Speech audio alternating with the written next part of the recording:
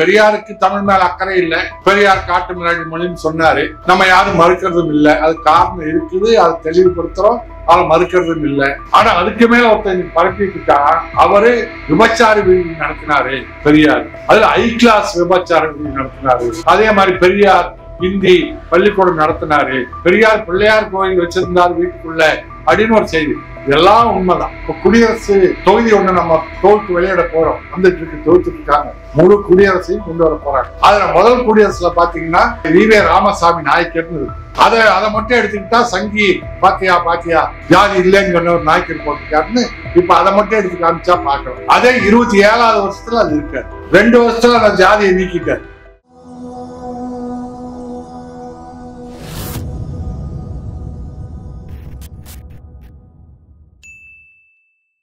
பாராளுமன்றத்துல நிதியமைச்சர் பெரியார் சொன்னார்னு ஒரு பெரியாருடைய வாக்கியங்களை எல்லாம் எடுத்து சொல்லி பெரியாரை மேற்கோள் காட்டியிருக்கிறார்கள். அவர் இறந்து 50 வருஷம் ஆச்சு. அவருக்கு வயசு 150 ஆச்சு. ஆனாலும் பாராளுமன்றத்தில பெரியாரை பேச வேண்டிய அளவுக்கு தமிழ்நாடு பெரியாரை நேசித்துக் கொண்டிருக்கின்றது என்பதுதான் பொருள். என்ன எடுத்து காட்டுறாங்க? பெரியார் தமிழை காட்டு மிராண்டி மொழின்னு சொன்னாரு. தமிழ் படிச்சா பிச்சைதான் எடுக்கணும்னு பெரியார் சொன்னாருன்னு அந்த அம்மா எடுத்துக்காட்டு. இந்த ஒரு வாரமா நம்ம தொலைபேசியிலாம் ஒரு மீம்ஸ் போயிட்டு இருக்கோம். மதுரை சார்ந்த ஒரு சகோதரி மிக அழகா எளிமையா கருப்பு சட்டக்காரிகள் அந்த அம்மா, ஆனால் ஒரு தமிழச்சி. அந்த உணர்வோட அந்த அம்மா, அம்மான்னு சொல்ல முடியாது, அந்த சகோதரி சொல்றாங்க, ஆமா நாங்க பெரியார் பிச்சை எடுக்க முடியாதுன்னாரு. இங்க தமிழ்நாட்டுல யாருமே பிச்சை எடுக்கிறது இல்ல, அவர் பேச்ச கேட்டதுனால அங்க யாரும் பிச்சை எடுக்கிறது இல்லை அப்படின்னு தெளிவா சொல்லுது. ஆனா பிச்சை எடுக்கிறது யாருன்னு சொல்லுது. அது ரைமிங்கோட சொல்லுது. கொஞ்ச நாள்ல திருப்பூர் ஆயிரும், மதுரை மத்திய பிரதேசம் ஆயிரும் அப்படின்னு ரொம்ப அழகா சொல்லுது. அதுல என்ன அர்த்தம்? இந்தி பேசக்கூடிய மாநிலத்தை சார்ந்தவன் இந்தியை தமிழ்நாட்டில படிக்கணும்னு சொல்ற வடநாட்டுக்காரன், இந்தியிலே பிறந்தவன், அவன் அங்க வேலை இல்லாம தமிழ்நாட்டுக்கு தான் வர்றான். ஆனா பிச்சை எடுக்கணும்னு சொன்னாருன்னு சொல்லி தமிழ ஏதோ இழிவா பேசிட்டாரு பெரியார்னு நிர்மலா சீதாராமன் பார்லிமெண்ட்ல சொல்லி ஏதோ தமிழ் மேல அக்கறை இருக்கிற மாதிரி பேசுறான். அது தமிழ்நாட்டு மக்கள் இன்னும் ஏமாறுவாங்கன்னு நினைச்சு அந்த பேச்சு சங்கிகள் அதை எடுத்துட்டு பரப்புறான். அவன் திருப்பி கேட்டு பாருங்க, அம்மா உங்களுக்கு பெரியாருக்கு தமிழ் மேல அக்கறை இல்ல, பெரியார் காட்டு மிராண்டி மொழின்னு சொன்னாரு, நம்ம யாரும் மறுக்கிறதும் இல்லை, அது காரணம் இருக்குது, அதை தெளிவுபடுத்துறோம், அதை மறுக்கிறதும் இல்லை. ஆனா நீ தமிழ் அக்கறை இருக்குன்னு சொல்றிய, இன்னைக்கு தேதியில தமிழ் படிக்கக்கூடிய, தமிழ் வழியில படிக்கக்கூடிய பார்ப்பனர்கள் தமிழ்நாட்டுல எத்தனை பேர்? எத்தனை பாப்பா முதல்ல அரசு கல்லூரியில படிக்கிறான், அரசு பள்ளியில படிக்கிறான், எத்தனை பாப்பா தமிழ் வழியில படிக்கிறான்? ஒரு பார்ப்பனாச்சி ஒரு பாப்பா தமிழ் வழியில படிப்பாங்களா? எல்லாரும் ஆங்கில வழிதான். ஆனா தமிழ் வழியில படிக்கிற பெரும்பான்மையார் நாம பார்ப்ப அல்லாத மக்கள், மாணவர்கள் தான். ஆனா அக்கறை உள்ளது போல அந்த அம்மா இங்க பேசுது. ஆனால் பெரியார் அப்படி தமிழை அது ஒரு தொடர்ச்சியா அந்த அம்மா மட்டுமல்ல, இங்க கையங்கால ஆட்டிக்கிட்டு வீர அவசரமா பேசுற வசன வியாபாரியும் அதையேதான் பரப்புறான். ஆனால் அதைத்தான் திருமாவேலன் கலைஞர் தொலைக்காட்சியுடைய ஆசிரியர் மிக அழகாக பேசிய சின்ன புத்தகம் பெரியாரும் தமிழரும். நிறைய செய்தி புலவர் ஐயாவும் பேசினதா அவங்க எடுத்து காட்டினது, அதை புத்தகமாவே இங்க வந்திருக்கு. நாம அதை பற்றியெல்லாம் ஒரு தெளிவுபடுத்திக்கணும். ஏன்னா இப்ப இந்த வலைதளம் வந்த உடனே நினைச்சதெல்லாம் பரப்புறான், பெரியார் பெயர்லயே பரப்புறான். நமக்கே ஒரு மயக்கம், பதில் சொல்ல நமக்கு என்னன்னு தெரியல, அதை பதில் சொல்ல முடியாம தவிக்கிறோம். அதுக்குதான் இந்த மாதிரி பயிலரங்கம். இந்தி வேண்டாங்கிற எல்லாரும் ஒரு முடிவு தான், ஏன் வேண்டாங்கிறதுக்கு பதில் சொல்லணும் இல்ல. அதுக்குதான் ஐயா புலவர் நமக்கு அது காரணங்களை சொல்ல வந்திருக்கு, அவருடைய வரலாற்றை சொல்ல வந்திருக்க, அது எத்தனை காலமா எதிர்த்துட்டு இருக்கோம்னு சொல்ல வந்திருக்க, அதுக்கு எத்தனை பேர் தியாகம் பண்ணிருக்காங்கன்னு சொல்ல வந்திருக்க. நாம அதை தெளிவுபடுத்திக்கிட்டாதான் நாம் ஒவ்வொருவருமே சந்திக்கிறவங்கள பேசுறோம். சந்திக்காமலேயே நம்ம மூளையை கழுவுறதுக்கு நம்ம செல்போன் வருது, செல்போன்ல தொடர்ச்சியா போடுறோம். அப்போ நாம அந்த கமெண்ட்ங்கிற பகுதியிலேயாவது சொல்ல வேண்டிய கட்டாயத்தில் இருக்கும் போது சும்மா பொத்தாம் போது அவன் மாதிரி கெட்ட வார்த்தையை சொல்லிட்டு போகக்கூடாது, தெளிவுபடுத்தணும். அது ஏன்னா அந்த கமெண்ட்டை படிக்கிற 10 பேர் இருக்கிறான், அவன் அதுல தெளிவாவான், அதுக்கான தெளிவு அவனுக்கு கிடைக்கும். ஆகவே இது மாதிரி பயிலரங்கத்துல நாம தெளிவு பெறுவதற்காகத்தான் ஐயா மாதிரி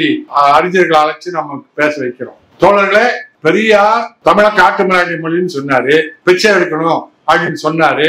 இப்போ கூட ஒண்ணு போட்டிருக்கான், அதை நாம சரி பார்க்கணும். ஒருத்த போடுறான், பெரியார் தன்னுடைய வரலாறு, அவரு சாமி சிதம்பரனார் அவரை பத்தி எழுதியிருக்காரு. பெரியார் பேசுனது, பெரியார் பேசிட்டு இருக்கிறது, அவருடைய வரலாறு, அவரு கூட்டங்களை பேசுறது எல்லாமே ஐயா பேசுவார். அவர் கேட்டு ஐயாவா எழுதல, சில இடங்கள் எழுதியிருப்பார். முழு தொகுதியும் சாமி சிதம்பரனார் தான் தொகுத்து கொடுத்திருக்காரு. இளமை காலத்துல பெரியாரை பற்றி அவரை பற்றிய செய்தி பதிவாயிருக்கு. அவரே சொல்லியிருக்காரு, நான் எப்படி இருந்தேன், வாலிப பருவத்துல என்னென்னலாம் பண்ணேன், அப்போ எனக்கு நண்பர்கள் யாரு, பெரிய தனவந்தர்கள், பெரிய வசதியான குடும்ப சார்ந்தவர்கள் நண்பர்கள், ஆங்கிலேய அதிகாரிகள் நண்பர்கள். ஏன்னா அவரு நகரமன்ற தலைவரா இருக்கிறாரு, அதனால அதிகாரிகள் எல்லாம் நண்பர்களா இருக்காங்க. நண்பர்களா இருந்தாவே மாலையில சந்திப்பாங்க. அப்போ மது விளக்கெல்லாம் இல்லாத காலம், சாதாரணமா மது குடிக்கிற பழக்கம் அங்க சாதாரண இருந்த காலகட்டத்துல அவங்களுக்கெல்லாம் நான் ஊற்றி கொடுப்பேன். இவர் குடிச்சதா அங்கே பதிவே பண்ணல, அதை நான் அவர் குடிச்சதாகவும் இல்லை. அவர் நண்பர்களுக்கு உபசரிப்பதில் அவர்கள் உபசரிக்கிறார், அதுக்கு ஊற்றி கொடுப்பேன்னு சொல்றாரு. அது வரைக்கும் நாம தெரிஞ்சிருக்கணும்.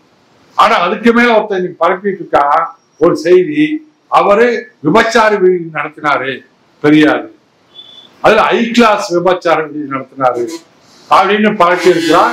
அதை நம்ம சரி பார்க்கணும். அது நிச்சயமா நாங்க படிச்ச வரைக்கும் அப்படி ஒரு செய்தி இல்லை. அப்படி இல்லாத பட்சத்துல நாம அவர் மீது வழக்கு தொடுக்கணும். அது இது படித்தான் பரப்புறான் தவறான செய்திகள். அப்படி இப்ப இந்த தமிழை பற்றியும் அதே மாதிரி பெரியார் இந்தி பள்ளிக்கூடம் நடத்தினாரு அப்படின்னு ஒரு செய்தியை பார்க்க, ஏன் அதுக்கு அதோட பெரியார் பிள்ளையார் கோயில் வச்சிருந்தார் வீட்டுக்குள்ள அப்படின்னு ஒரு செய்தி. இதெல்லாம் உண்மைதான். பெரியார் வீட்டுல பிள்ளையார் கோயில் இருந்தது உண்மைதான். ஏன்னா பெரியாருங்கிறது தானா வந்துடல, அவங்க அப்பா அம்மா வழியில வந்தவங்க. அவங்க அப்பா அம்மா பிள்ளையார் கோயில் வச்சிருக்காங்க, குடும்பத்தை வச்சிருக்காங்க. அது மட்டும் இல்ல, இவர் இளமை காலத்திலேயே ஒரு நாத்திகராக வந்த பாப்பானை எல்லாம் கேள்வி கேட்டு ஓட ஓட விரட்டினதை பார்த்துட்டு அவங்க அப்பா அம்மா இவன் உருப்பட மாட்டான் போல் இருக்கு, நமக்கு சுற்றுதான் பெரியாருக்கு சுட்டி இருக்காங்க, நம்ம குடும்பத்துல நமக்கு என்ன பேர் சுட்டுவாங்களோ நீ உருப்பட மாட்டே அப்படின்னு தான் சொல்லுவாங்க. அதே மாதிரி பெரியாருக்கு அப்ப சொல்லி சொத்தை பிரிக்கும் போது ஒரு கோயில அவர் தலையில கட்டி இதை நீ நிர்வகிக்கணும் அப்படின்னு கோயில ஒரு சொத்தை எழுதி வச்சிருக்கிறான். அப்ப அவர் அந்த சொத்து அது இருந்ததுனால அதுக்கான செலவா பண்ண வேண்டிய அவசியம் இருக்கிறார். அப்படி ஒரு கோயில் அவர்கிட்ட இருந்திருக்கு. இதுதான் உண்மையான வரலாறு. உடனே அந்த கோயில் என்னமோ இவர் போய் 3 நேரம் முஸ்லீம் மாதிரி 5 நேரம் தொழுது, பாப்பா மாதிரி 3 நேரம் போய் மணி அடிச்சு பூசை பண்ணார் போனாருங்கிறது இப்ப பரப்புறோம். இதை நாம அதுல தெளிவுபடணும். அந்த மாதிரி இந்தி வகுப்பு காங்கிரஸ்ல அவர் இருக்கும்போது பள்ளி இந்தி காந்தியே இந்தியை பரப்புவதும் இந்தி வந்ததுக்கு வரலாறு நீண்ட வரலாறு இருக்கு. ஐயா சொல்லுவார், அது காந்தி காலத்திலிருந்தே. அது எப்ப தந்திரமா இந்துஸ்தானி அப்படிங்கிற பெயர்ல நுழைய பார்த்தது. முதல்ல இந்துஸ்தானியும் சமஸ்கிருதமும் இந்தி கலந்த ஒன்று, அதை முதல்ல கொண்டு வருவதற்கு காந்தி அடித்தளம் போடுறாரு. அப்படிக்கு அந்த காலகட்டத்துல அவர் பள்ளியை நடந்தார், பின்னாடி மாறுறார். அப்படி பெரியார் தான் தொடங்கிய போது இருந்த நிலையிலிருந்து மாறி மாறி வந்தது என்பது நிறைய. தொடங்கும் போது இப்ப குடியரசு தொகுதி ஒண்ணு நம்ம தொகுத்து வெளியிட போறோம், தொகுத்துட்டு இருக்காங்க. பிரகாசம் நம்ம கருமலை மனோகரன் தோழர்கள் முழு குடியரசையும் கொண்டு வர போறாங்க. அதுல முதல் குடியரசுல பாத்தீங்கன்னா ஆசிரியருங்கிற பகுதியில ஈவே ராமசாமி நாயக்கர்னு இருக்கும். அதை மட்டும் எடுத்துக்கிட்டா சங்கி பாத்தியா உங்க ஈவேரா நாயக்கர்னு போட்டிருக்காரு, ஜாதி இல்லைன்னு சொன்ன ஒரு நாயக்கர் போட்டிருக்காருன்னு இப்ப அதை மட்டும் எடுத்து காமிச்சா பாக்கலாம். அது 25வது வருஷத்துல அது இருக்கும். அதே 27வது வருஷத்துல அது இருக்காது. 2 வருஷத்துல அந்த ஜாதியை நீக்கிட்டார். ஜாதி இல்லாம ஈவே ராமசாமின்னு மட்டும்தான் இருக்கும். அப்படி அவங்க எவ்வளவோ கதருக்கு எடுத்துக்கிட்டு சுமந்து விற்பனை செஞ்சார், வீதியா போனார். அப்புறம் அதே கதருக்கு எதிராக மாறினார். என்ன காந்தி சொல்லும் போது அப்படியே ஏத்துக்கிட்டு அதை பிரச்சாரம் பண்ணார். போக என்ன யோசிக்கிறாரு, ராட்டைய பிரச்சாரம் பண்றாரு. அப்புறம் யோசிக்கிறார், இந்த ராட்டைய வச்சு சுத்திக்கிட்டு இருந்தா தக்கிலி, நம்மெல்லாம் தக்கிலி சுத்தினவங்க தான். பள்ளிக்கூடத்துல நமக்கெல்லாம் அப்ப தக்கிலி கொடுத்துருப்பாங்க. நம்ம வீடு நம்ம பையில இப்ப குழந்தைங்களுக்கு ஸ்நாக்ஸ் பாக்ஸ் கொடுத்து அனுப்புற மாதிரி நம்ம பையில தக்கிலி கொடுத்து அனுப்புவாங்க, பஞ்சு கொஞ்சம் கொடுத்து அனுப்புவாங்க. அதை வச்சு நமக்கு நான் கடைசி வரைக்கும் ஒரு நூலை நூத்ததே இல்லை. அது வரவே வராது, சுத்திக்கிட்டே இருப்போம். சுத்துவோம், அது நூலே வராது. ஆனா அது ஒரு பாடம், அது ஒரு நமக்கு இருந்தது. காரணம் அது காந்தி காலம், காங்கிரஸ் காலம், அது பிரச்சாரமா வச்சிருந்தாங்க, செஞ்சுட்டு இருந்தாங்க. அப்பதான் பெரியார் அதை மறுக்கிற, ஏண்டா இதை வச்சுக்கிட்டு சுத்திக்கிட்டு இருந்தா ஒவ்வொருத்தருக்கும் ஒரு கோமணம் கூட கிடைக்காது. மக்களுக்கு, இத்தனை கோடி மக்களுக்கு கோமணம் கூட கிடைக்காது, முழு உடையும் என்னைக்கு உடுத்துறது அப்படின்னு சொல்லி பின்னாடி அறிவியல் ரீதியில சிந்திக்கும் போது அந்த கதருக்கு எதிராக கதரை மறுக்கிற, அதே மாதிரி காந்தியை மறுக்கிற. இப்படி அதே மாதிரி கள்ளுக்கடையை முதல்ல கல்லுக்கு எதிராக பெரியார் இயக்கம் கண்ட போது கல்லை எதிர்க்கிறார். கல் எதிர்த்ததோட மட்டும் இல்லை, அதை கூட ஒரு சங்கி தப்பா போட்டு அதை ஒரு பிரச்சாரம் பண்றான். அத இந்த வசன வியாபாரி, அந்த ஆடல் பாடலோட வசன வியாபாரி இருக்கான்ல, அவன் அதையும் பிரச்சாரம் பண்ணான். என்ன பண்ணா, உடனே பெரியார் கல்ல காந்தி எதுக்கு சொன்னாரா, அதுக்காக ஒரு 500 தென்னை மரத்தை வெட்டினாரா, எந்த முட்டாளாவது தென்னை மரத்தை வெட்டுவானா அப்படின்னு பெரியார கிண்டல் பண்ணி சொன்னார். இன்னொருத்த பெரிய ஆய்வு பண்ணாராம். ஆய்வு பண்ணதுல அவருக்கு அவ்வளவு 500 தென்னை மரமே இல்லை, 500 தென்னை மரம் இருந்து அவ்வளவு தோப்பு இருந்திருக்கணும். நான் ஒரு தாசில்தாரை பிடிச்சி அந்த ஆவணங்களை எடுத்து 100-150 வருஷத்துக்கு முன்னாடி இருந்த ஆவணத்தை எல்லாம் பார்த்தேன். அவருக்கு அவர் பேர்ல அவ்வளவு தோட்டமே இல்லை அப்படின்னு ஒரு கதை விடுறான். அத தினமலர் மாதிரி தலையங்கள்ல பரப்புறான். அதை அது எடுத்து உண்மைய தெரிஞ்சுக்கலன்னா நம்பத்தான் செய்வான். அப்புறம் நாம உடனே அதுக்கு நம்முடைய பிரச்சார செயலாளருக்கு அனுப்பிச்சு வச்சேன். இதனுடைய உண்மைத்தன்மையை பார்த்து நாம மறுக்கணும்னு சொன்னோடனே அவர் தெளிவா விளக்கம் சொன்னார். சரி விடுதலை சொன்னார். அவர் காந்தி கள்ளுக்கடையை மறுத்த போது கள்ளுக்கடையை எதிர்த்து போராடினது உண்மை. ஆனா அதுக்காக தென்னை மரங்களை வெட்டினதுங்கிறது அந்த வரலாறு என்னன்னு கேட்டா, பெரியாருக்கு அவர் பேர்ல தோப்பு இல்லை, அவருடைய மனைவி நாகம்மாள் அவங்க அப்பா அம்மாவுக்கு அவருடைய பெரியாருடைய மாமனார் பெயர்ல, அது ஈரோட்டில் இல்லை, அவங்க பக்கத்துல சேலம் மாவட்டத்துல நாகம்மாள் ஊர், சேலம் மாவட்டம், அந்த பகுதியில அந்த நாகம்மாள் பெயர்ல தோப்பு இருக்கு. அந்த தோப்புல தென்னை மரம் இருக்கு. காந்தி சொல்லிட்டாருன்னு அப்ப எல்லாம் தென்னை மரங்களை பூரா கல் இறக்கிறதுக்கு குத்தகைக்கு விடுறாங்க. இப்ப பெரியாருடைய நாகம்மாளுடைய சொத்தை உள்ள தென்னை மரத்தையும் குத்தகைக்கு விடுறாங்க. அப்போ இவர் ஐயா போய் அந்த குத்தகைக்காரன் கேட்கிறாரு, காந்தி சொல்லிட்டாரு நாம கல் இறக்கக்கூடாது, அதனால நீங்க கல் இறக்கிறத நிறுத்திடுங்க, உங்களுக்கு குத்தகைக்கு எவ்வளவு பேசுனா அந்த படத்தை நாங்க கொடுத்துடுறோம், திருப்பி கொடுத்துடுறோம், நீங்க இறக்காதீங்க. அந்த குத்தகை எடுத்தவன் மறுக்கிறான். ஏன்னா நல்லா வருமானம் வருது, நிறுத்த முடியாதுன்னு நிறுத்தாம மறுக்கிறான். அதனால பெரியார் என்ன பண்றாரு, மறுத்தாருக்காக உடலை அவன் ஏதோ ஒரு வாரம் ஊருக்கு போயிட்டான். ஊருக்கு போன நேரம் பார்த்து இந்த மரம் வெட்டுறவங்களை 10 பேரை கூட்டிட்டு போய் எல்லா மரத்தையும் வெட்டி சாய்ச்சிட்டாரு. தென்னை மரம் இருந்தாதான்னு இறக்குவேன் அப்படின்னு அந்த இறக்கக்கூடாதுக்காக சொந்த தென்னை மரத்தை வெட்டி சாய்ச்சிட்டார். அவர் கல்ல இறக்கக்கூடாதுங்கிறது கொள்கை, அதுக்காக தென்னை மரத்தை வெட்டணும்னு வெட்டல. அந்த புத்தகக்காரன் வெட்டாம இருக்கிறது இவருக்கு பெரிய தான் எடுத்துக்கொண்ட கொள்கை கேடா இருக்குன்னு சொல்லி சொந்த மரமா இருந்தாலும் பரவாயில்லன்னு வெட்டி போட்டார். இதுதான் உண்மை. இது எப்படி திருச்சி சொல்றான் பாருங்க. ஒருத்த மரமே இல்லைங்கிறான், இன்னொருத்தன் ஒரு முட்டாள் யாராவது மரத்தை வெட்டுவாங்களா அப்படிங்கிறான். ஆனா அந்த இறக்க கூடாதுங்கிறது தான் பெரியாருடைய கொள்கை, அதை கடைபிடிச்சார். ஆனா அதே பெரியார் பின்னாடி கல்லுக்கு ஆதரவா வந்தார்.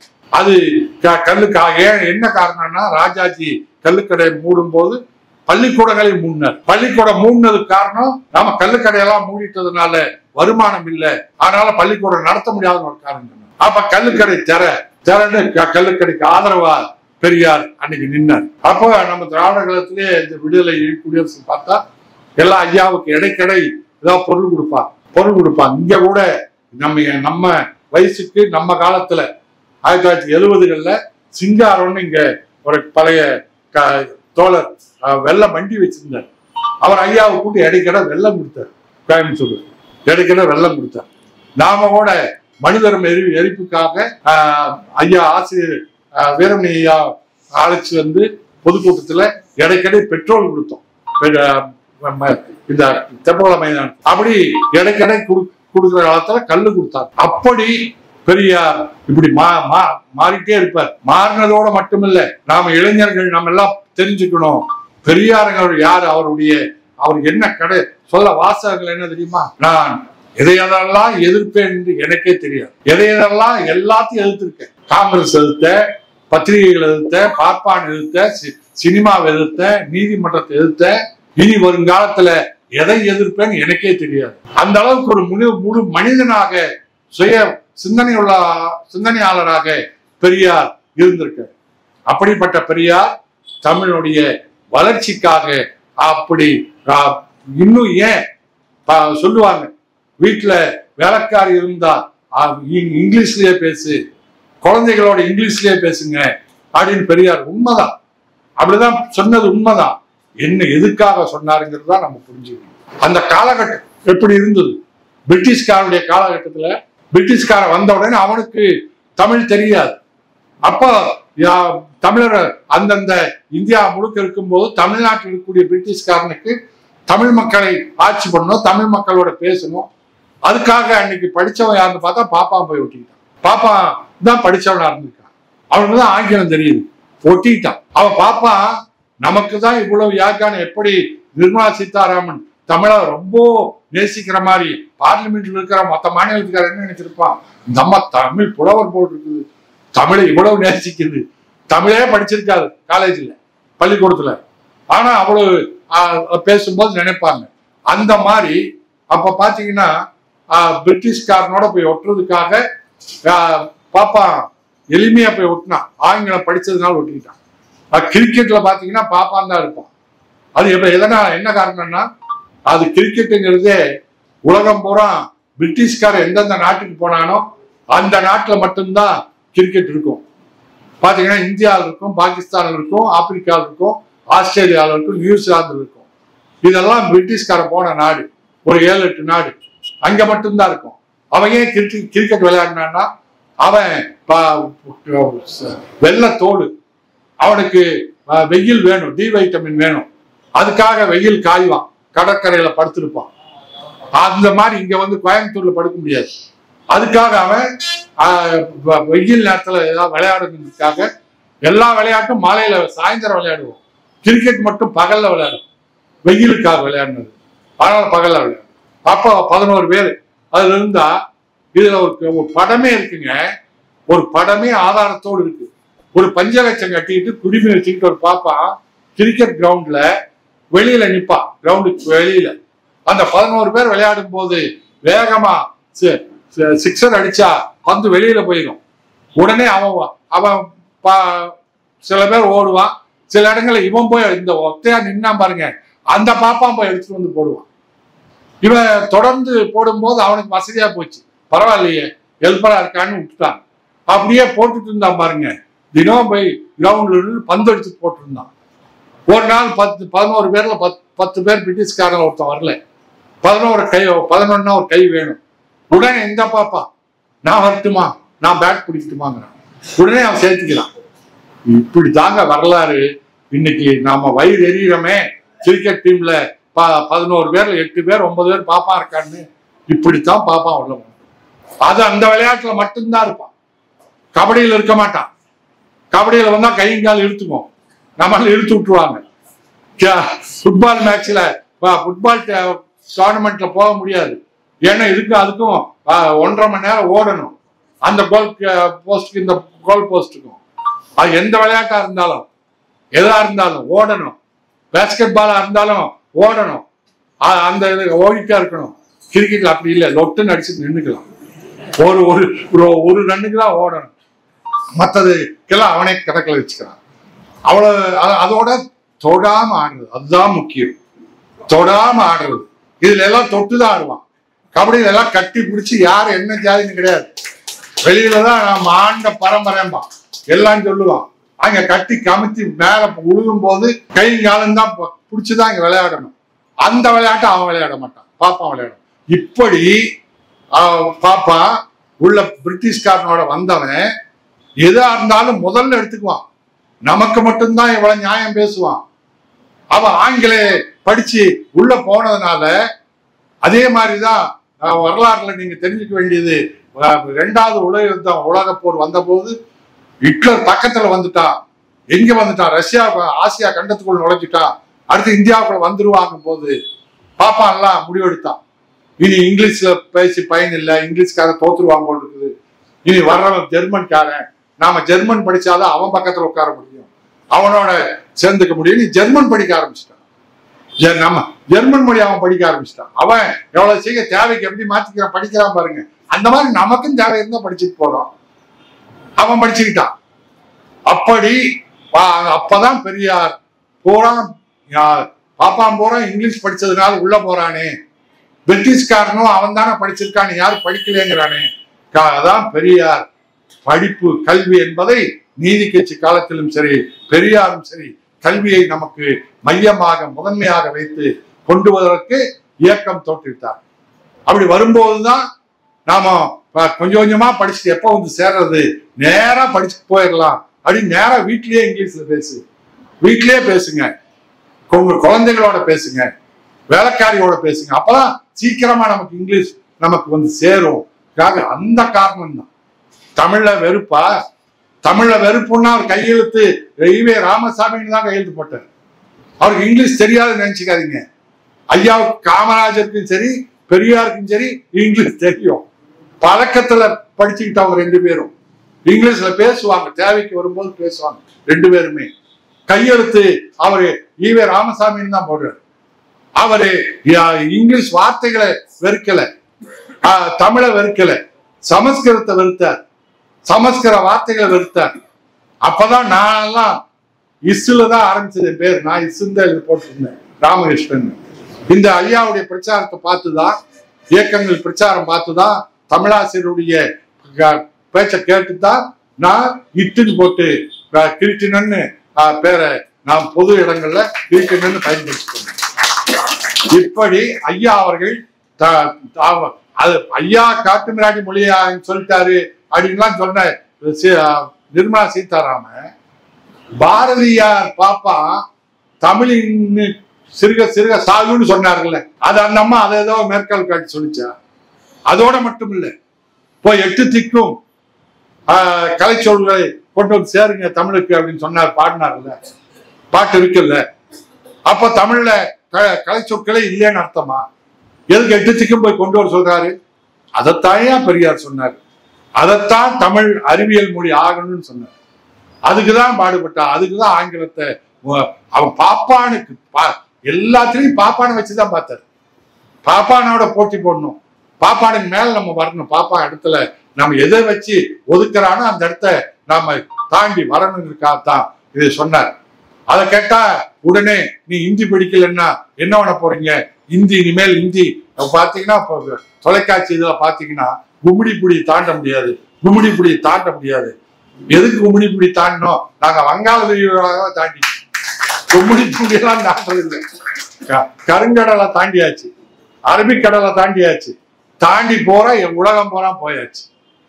நீங்க நாம படிக்காத காலத்துல தயவு செய்து நம்ம எல்லாருமே பழைய வரலாறுகள் நினைச்சு பார்த்தா, இவ்வளவு தூரம் வந்தோம், நாம இன்னைக்கு காலம் போறா இப்படித்தான் இருந்தோமா, இப்படித்தான் வளமா இருந்தோமா, இப்படிதான் 3 நேரம் சாப்பிட்ட முடிஞ்சதா, இப்படிதான் நமக்கு படிப்பு வந்ததா, இப்படிதான் சேர்ல உட்கார்ந்தோமா, பேண்ட் ஷர்ட்டோட எல்லோருமே இன்னைக்கு செல்போனோட இருக்க முடிஞ்சதான்னு பார்த்தா 150-200 வருஷத்துக்கு முன்னாடி இல்லை தோழர்களே. இன்னைக்கு எப்படி வடநாட்டான் தமிழ்நாட்டுக்கு ரயில் ஏறி அவர் காசு இருக்கோ இல்லையோ கெஞ்சி கூத்தாடி கக்கூசு உட்கார்ந்துட்டோம், நெருக்கி அடிச்சுக்கிட்டு குழந்தை குட்டியுமா இங்க வர்றான பசி பட்டினியோட இங்க வர்றானோ, அந்த மாதிரி தமிழர்கள் நாமும் தான் பர்மாவுக்கு போனோம், நாமும் தான் இலங்கை காடுகளுக்கு போனோம், நான் தமிழர்கள் தான் ஆப்பிரிக்காவுக்கு போனோம். அப்பெல்லாம் இன்னைக்கு எப்படி மோடி ஸ்கில்டு லேபர் உடல் உழைப்பு தொழிலாளி தேவை தேவை, படிக்காம இரு அப்பதான் இந்த வேலைக்கு நீ லாயக்கு, படிக்காம இரு. இதுக்கு ஒரு இயக்கம் பிஜேபி, படிக்கணும்னு சொல்றதுக்கு பெரியார் இயக்கம், படிக்க வேண்டாம்னு சொல்றதுக்கு RSS இயக்கம். படிக்காம இருந்தாதான் இந்த வேலைக்கு வருவேன் அப்படிதான் பிரிட்டிஷ்காரன் நம்மளை பூராத்தையும் கொண்டு போனான். அங்க போனோம், எல்லா நாடுகள்லையும் அடிமை கூலிகளாக இருந்தோம். கூலினே பேரு தமிழனுக்கு இருந்தது. அப்போ அந்த அந்த காலகட்டம் அன்றைக்கு நாம் படிப்பறிவு இல்லாமல் வேலை வாய்ப்பு இல்லாமல் இருந்த தமிழ்நாடு அன்றைக்கு அப்படிப்பட்ட அதுலதான் பெண்ணிக்குவிக்கு அந்த 5 மாவட்டங்களையும் இன்னைக்கு கோயில் எட்டி கொண்டாடுறாங்கன்னா அந்த அந்த காலகட்டத்துல வேலை வாய்ப்பு இல்லாம அடிமையாக பல நாடுகளுக்கு கொண்டு போனாங்களே இன்னைக்கு.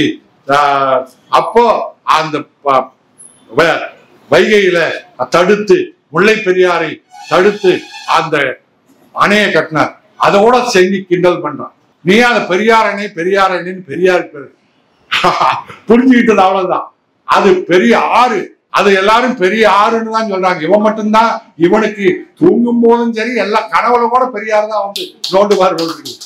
அதனால பெரியார் அணை பெரியார் அணை அப்படின்னு இவன் வேதனை பண்றான். அப்படி அந்த காலகட்டம் அதான். அப்ப அதுக்கு பின்னாடிதான் அந்த ராமநாதபுரம் புதுக்கோட்டை அந்த மதுரை மாவட்டங்கள் வளமாச்சு.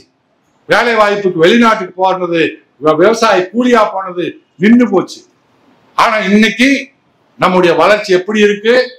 ஐயா ஆங்கிலம் படியினுடைய விளைவு ஒரு கிறுக்க அமெரிக்காவுக்கு ஜனாதிபதியா வந்த உடனே அங்க எல்லாத்தையும் அனுப்புறான் பாருங்க.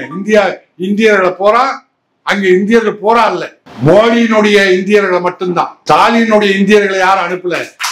மோடியினுடைய இந்தியர்களை மட்டும் அங்கிருந்து எப்படி அனுப்புறான்? கை காலில் விலங்கு போட்டு விமானத்துல நாய் வண்டியில ஏற மாட்டேன்னு இங்கதான் கத்துறான். அங்க நாய் வண்டியில ஏறிட்டு வர்றான். அந்த அமெரிக்கால இருந்த வண்டி பூரா நாய்களையும் ராணுவத்தையும் ஏற்றிக்கிட்டு வர்ற வண்டி, அதுல ஏறிட்டு வர்றான், விலங்கு போட்டு வர்றான், கை கால மாட்டிக்கிட்டு வர்றான். அப்படி வந்ததுல ஒரு தமிழன் கூட இல்லை. அமெரிக்காவில இருந்து வந்ததுல அத்தனை பேர் குஜராத்தி, பஞ்சாபி, மற்ற மாநிலத்துக்காரன். ஏன் தமிழன் அமெரிக்காவில் இல்லையா? தமிழன் இன்னும் அதிகமா இருக்கான், லட்சக்கணக்கில் இருக்கான், ஒவ்வொரு தெருவிலும் இருக்கான். ஆவரம்பாளையத்திலிருந்து தமிழன் அமெரிக்காவில் இருக்கான், கணபதியிலிருந்து தமிழன் அமெரிக்காவில் இருக்கான். தெருதோறும் ஒரு தமிழன் அமெரிக்காவில் இன்னைக்கு இருந்துட்டு இருக்கான் தமிழ்நாட்டுல. அதுல ஜாதி வேறுபாடே கிடையாது, எல்லா ஜாதியும் அங்க இருக்கிறாங்க. அப்படி காரணம் என்ன? ஐயா சொன்ன ஆங்கிலம் படிச்சதுனால. அந்த 38ல இந்தி அனுமதிக்கப்பட்டிருந்தா வரலாறு ஐயா சொல்லுவார். அது மட்டும் அன்னைக்கு ஏமாந்து இருந்தா இன்னைக்கு ஆங்கிலம் நமக்கு கிடைக்காம போயிருக்கோம். அந்த இடத்துல இந்தி வந்திருக்கோம், நாம் ஆங்கிலம் படிக்காததா போயிருக்கோம். அதனால இப்ப அமெரிக்காவுக்கு போற வாய்ப்பும் இழந்திருக்கோம். இப்படி கேட்டா உம்முடிப்பிடி தாண்ட முடியாது. அதுக்கு இவர் சொல்றாரு, ஆட்டுக்குட்டி சொல்லுது, இந்திக்கு பிரச்சாரத்துக்கு இந்தி பிரச்சார சபா ஒண்ணு இருக்குது. ஆட்டையெல்லாம் விட்டுருக்காங்க பிரச்சாரத்துக்கு, இந்தியை பிரச்சாரம் பண்ண சொல்லி. அந்த ஆடு கத்துது, மேன்னு கத்துது. அந்த ஆடு என்ன சொல்லுது? நீ இந்தி கத்துக்காம இந்தி தெரியலன்னா எப்படி வடநாட்டுல போய் கக்கூஸ் போவேன்? என்றால் இந்திக்கு இதுக்காக வேலை. கக்கூஸ் போறதுக்காக இந்தி கத்துக்கணும்.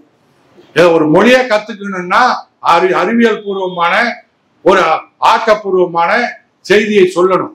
கக்கூஸ் போறதுக்கு எப்படி போவ? நீ எப்படி போவே அப்படிதான் போவோம். நீ எப்படி போவே அப்படிதான் நாங்களும் போவோம்.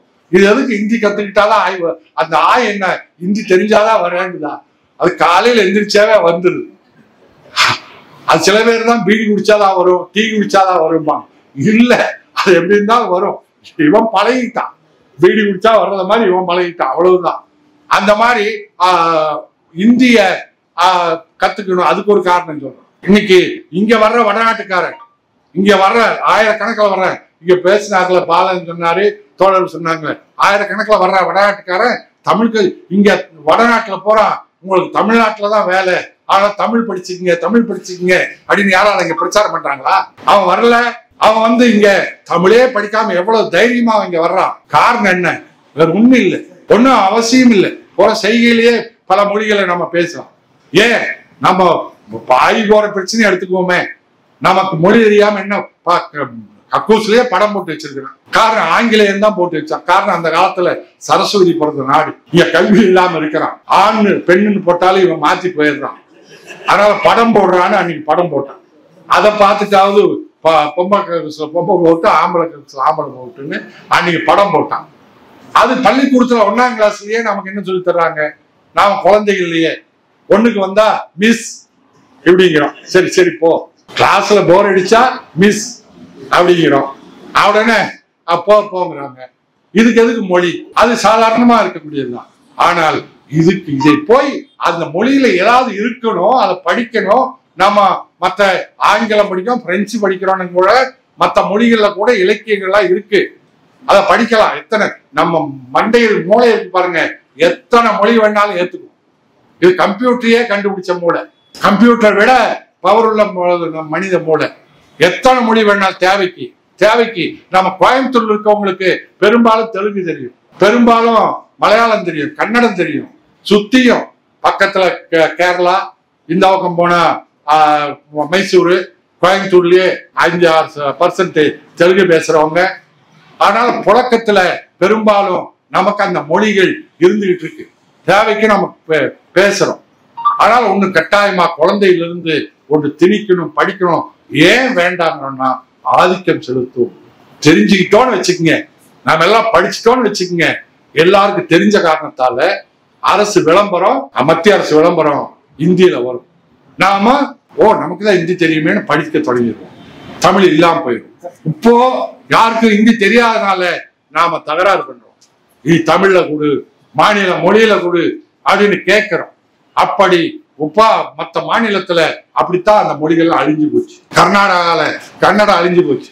ஏன் வடநாட்டுல, பீகார்ல, ஒரிசால, மேற்கு வங்காளத்துல அங்கெல்லாம் ஒவ்வொரு தனி தேசிய இனம்.